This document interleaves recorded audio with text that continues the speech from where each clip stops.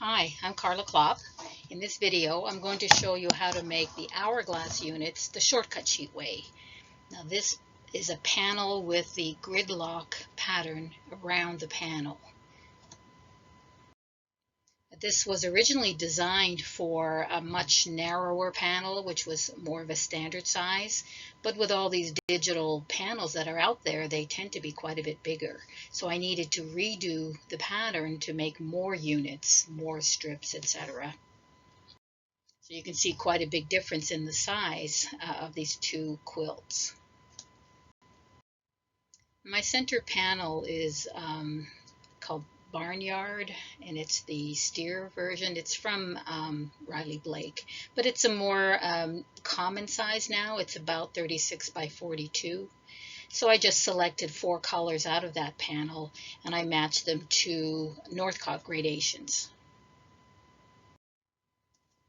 You're going to cut 6 strips from each of the 4 fabrics, 3 3/4 wide by full width of fabric, and then sew them together, the 2 lights alternating in one sheet, the 2 darks alternating in the second sheet. Press your seams open. This is a standard instruction for shortcut sheet techniques. Make sure those seams are very flat and nice and straight. Then you're going to cut rows. These rows are 3 3/4 high, and you will get 11 out of each sheet. Sew those rows together. Make sure that you keep them in the same order. As you see, they're alternating, but also with the same starting color. So I have my dark on my dark row and my lightest on my light row. Alternate them, and again, you're going to press those seams open. Here's a photograph of the rows that I sewed together. Then you're going to turn that sheet on a 45 and lay your quilting ruler down. I want you to aim that ruler in the intersections of all those seams, cutting right straight across. Now I'm cutting all my A and C rows, and notice that on the outside edge where you have a raw edge, you're not going to catch where the 2 seams meet at their seam. You're going to catch it 1/4 of an inch below that. Remember, this is a raw edge. Then each row gets cut into final units. In this case, you're going on the vertical, the darks, and the grays. You're going to end up with 115 or 116 units, all exactly the same. I organize my units into piles because I know I need 17 for each of 4 rows and 11 for another 4 rows. Make sure to check into the corner of your units.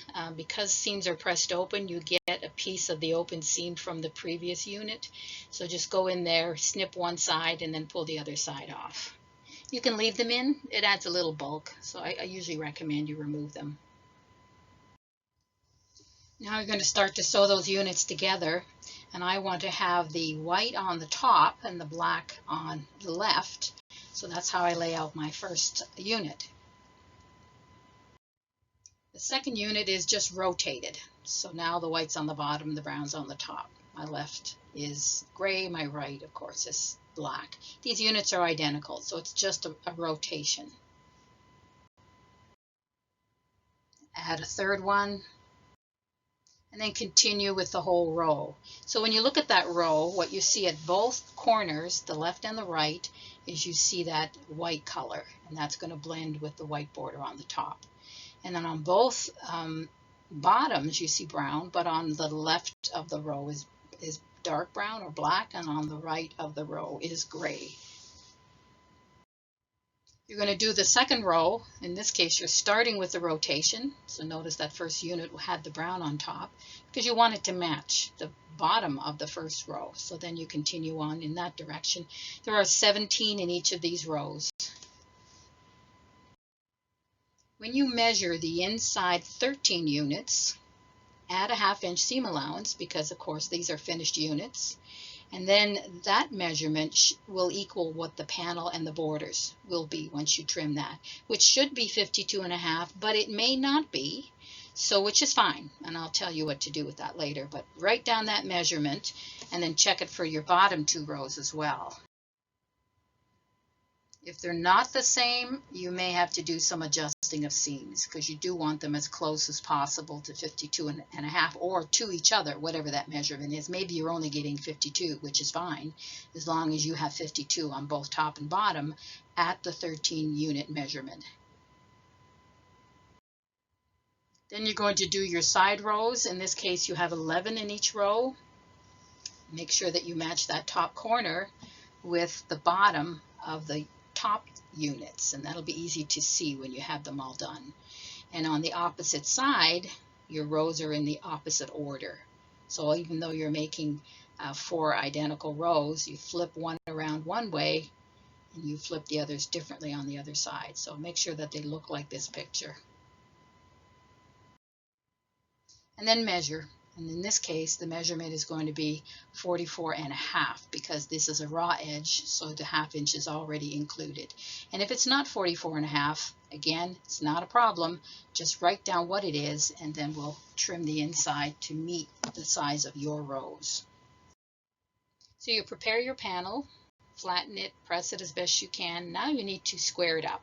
So I fold it in both directions, and then I only need to trim on 2 sides. So I line it up on my cutting mat and trim it so it has square corners.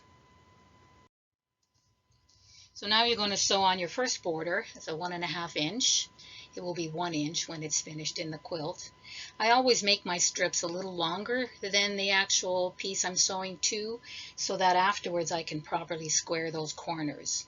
Make sure you have a flat surface when you pin those borders down, that you're not introducing any kind of a stretch or pucker.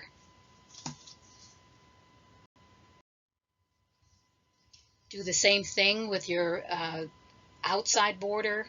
I think it's 5 or 6 inches, I can't remember what, but do the same thing. Make it a little longer than it needs to be so you get nice square corners. At this point, you're just going to lop off those extra sizes, those just to square the corner up, and then we're going to measure it to get our other borders on it. Now you want to compare your measurement of your original rows, your top and bottom, your left and right, and that's what you're going to trim it up to. And I find it easiest, again, to fold it in both directions, so I only need to trim 2 sides. But when I fold it, I want to pin it carefully so that my underlying seams are exactly on top of each other. So when I do measure it out and trim it, then you can actually, you know that you're completely straight underneath. Once it's trimmed, you can add your borders really easily. And then add your final border, and notice that the color matches the corner of the unit that's in all the corners of the quilt. So it's nice when you have an odd number of units this way that you can get the same on both corners. With my previous version, I had an even number of units and it didn't have the same effect, so this was a good thing. So the pattern's called Gridlock. It's available on my website, kitsbycarly.com/store. It's a $5 digital download. You can join our Facebook user group. It's called Shortcut Sheet Users. Just join us and get regular updates and ideas on how to use shortcut sheets for all sorts of projects. So I hope to see you there. Happy quilting.